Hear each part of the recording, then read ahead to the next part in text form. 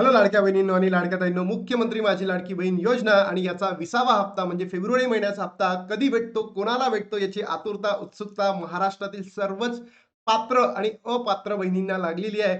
कारण लाडक्या बहिणींनो, ई-केवायसी जी एडिट करण्याची प्रक्रिया ती सुरू आहे. म्हणूनच ज्या अपात्र बहिणी ठरल्या होत्या त्यांना सुद्धा आता आतुरता लागलेली आहे. सोबतच लाडक्या बहिणींनो, महिला दिनाला हप्ता वितरण होणार आहे का, याची एक आपल्याला ऑथेंटिक इन्फॉर्मेशन आली आहे. जसं मी तुम्हाला काल सांगितलेलं होतं, त्याचीच इन्फॉर्मेशन आज मी पुढे सांगणार आहे. आणि सोबतच 2100 रुपये होणार का, 1500 रुपयावरून 3100 रुपये होणार का, आनंदाची बातमी तुम्हाला भेटणार का, सगळंच या व्हिडिओच्या माध्यमातून तुम्हाला सांगणार आहे. ही सध्याची ब्रेकिंग न्यूज आहे आणि प्रत्येक ठिकाणी अशीच चर्चा सुरू आहे.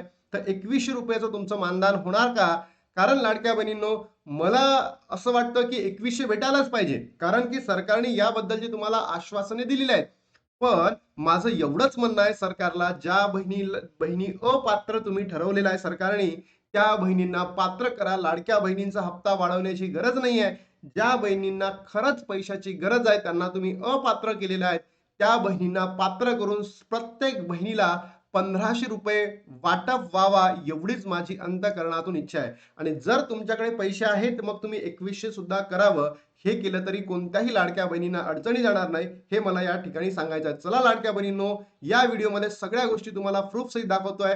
नक्की तुमच्या प्रतिक्रिया काय, की सर्वच बहिणींना 1500 भेटावं का तुम्हाला मानधन 2100 व्हावं, नक्की कमेंट बॉक्समध्ये सांगा.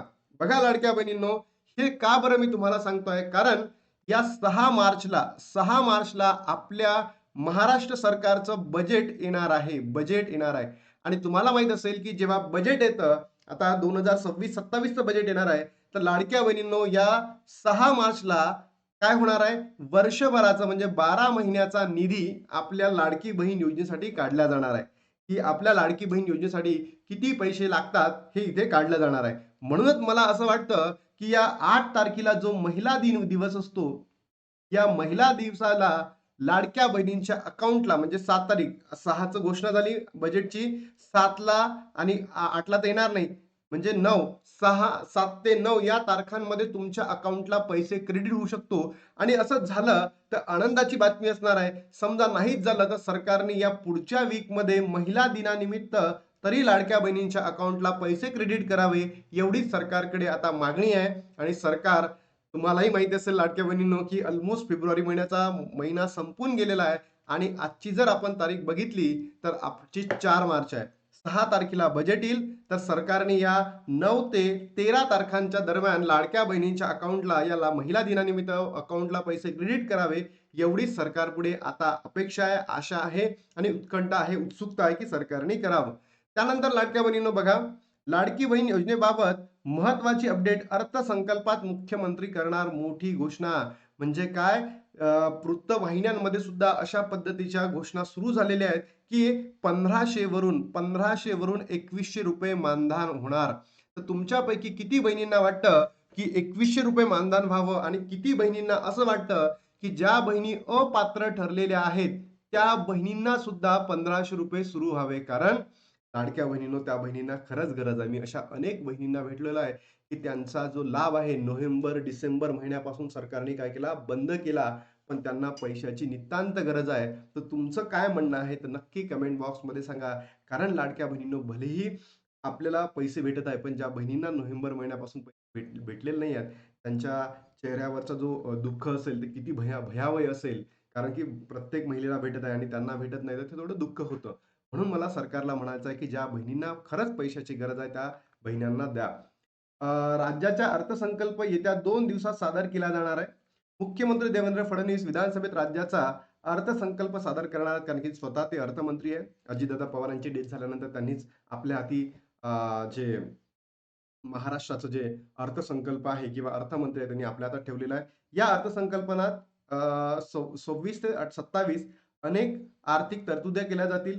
अर्थसंकल्पात लाडकी बहीण योजनेबाबत महत्त्वाची घोषणा केली जाऊ शकते. अर्थसंकल्पात लाडकी बहीण योजनेत 2100 रुपयाची घोषणा करण्याची शक्यता व्यक्त केली जात आहे. म्हणजे 1500 वरून लाडक्या बहिणींनो आता 2100 रुपये भेटतंय का?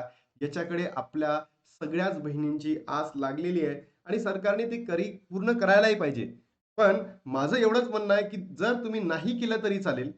माझं स्वतःचं वैयक्तिक म्हणणं आहे, पण लाडक्या बहिणींना ₹2100 द्या, ही तर म्हणजे तुम्हीच आश्वासन दिलं तुम्ही द्या. पण माझं असं म्हणणं आहे, की 2100 नाही दिले तरी चालतील, पण ज्या बहिणी अपात्र ठरलेल्या आहेत ना, त्यांनी ई-के-वाय-सी चुकवली होती किंवा ई-के-वाय-सी करताना चुका झाल्या होत्या किंवा ज्या बहिणींनी ई-के-वाय-सीच केली नाही, तर अशा बहिणींचा लाभ सुरू करा किंवा ज्या बहिणींनी ई-के-वाय-सी केली नाही, त्यांना जे पोर्टल आहे, नवीन ई-के-वाय-सी करायला पर्याय उपलब्ध करून द्या. ज्याच्या माध्यमातून लाडक्या बहिणींना काय मिळतील मानधन मिळतील. एवढं तरी सरकारनं करावं, एवढीच माझी अंतःकरणातून या सरकारपुढे इच्छा आहे. तर लाडक्या बहिणींनो, तुमचं म्हणणं काय आहे? नक्की कमेंट बॉक्समध्ये सांगा. लाडकी बहीण योजनेसाठी निधीची तरतूद. लाडकी बहीण योजनेसाठी 26-27 वर्षासाठी आर्थिक तरतूद केली जाणार आहे. वर्षभरासाठी निधी किती लागणार याबाबत घोषणा केली जाऊ शकते.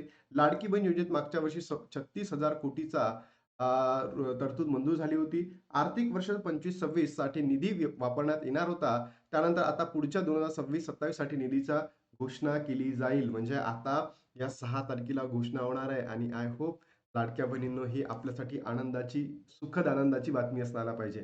असं नको व्हायला, की बाबा मागच्या वर्षी 36,000 कोटी केले होते आणि यावर्षी आता 30च करणार, म्हणजे अजून लाडक्या बहिणींची संख्या काय होईल? कमी होईल. असं सरकारने करायला नाही पाहिजे. अर्थसंकल्पात महत्त्वाचे निर्णय. राज्यात अर्थसंकल्पामध्ये मोठी घोषणा केली जाऊ शकते. यामध्ये शेतकऱ्यांसाठी कर्जमाफी बरोबर संदर्भात निर्णय घेतले जाऊ शकतात. याचबाबत लाडकी बहीण योजनेसंदर्भात काय निर्णय होणार आहे याकडे सर्वच लाडक्या बहिणींचे लक्ष लागलेले आहेत. लाडकी बहीण योजनेचा निधी ₹2100 करण्याची घोषणा केली होती. मात्र आता 2 वर्ष उलटून गेले तरीही अद्याप कोणताही निर्णय झालेला नाहीये. त्यामुळे अर्थसंकल्पनात संकल्पनात निर्णय होणार की नाही याकडे सर्वांचे लक्ष लागले आहे. तुमचे पण आणि लाडक्या बहिणींनो, आमचे सुद्धा. कारण तुमच्यापर्यंत हे सरकार चुकीची माहिती देतं, तर आम्ही तुमच्यापर्यंत योग्य माहिती पोहोचवतो आणि हेच आपल्या YouTube चॅनलच्या माध्यमातून तुम्हाला बघायला मिळतं. लाडकी बहीण योजनेमध्ये हप्ता वाढणार का? लाडकी बहीण योजनेचा हप्ता 1500 वरून 2100 करण्याची घोषणा आधीच केली होती, परंतु अजूनही त्याची अंमलबजावणी झालेली नाही. मागच्या वर्षी अर्थसंकल्पात घोषणा होईल असं वाटलं होतं, मात्र यावेळी अशी कोणतीही घोषणा झालेली नाही. त्यामुळे यंदाच्या अर्थसंकल्पात लाडक्या बहिणींना खुशखबर मिळणार का? यांच्याकडे सर्वांचे लक्ष लागलेले आहेत आणि आय होप सरकारने ते करायलाही पाहिजे हां. बघा इथे दिलाय. लाडकी बहिणींना 2100 कधी मिळणार? 2 दिवसात राज्य सरकारचा मोठी घोषणा करण्याकडे कल आहे, असं वृत्तवाहिन्यांमध्ये किंवा प्रसार माध्यमांमध्ये सांगत आहे. तर तुमची प्रतिक्रिया काय? नक्की कमेंट बॉक्समध्ये सांगा.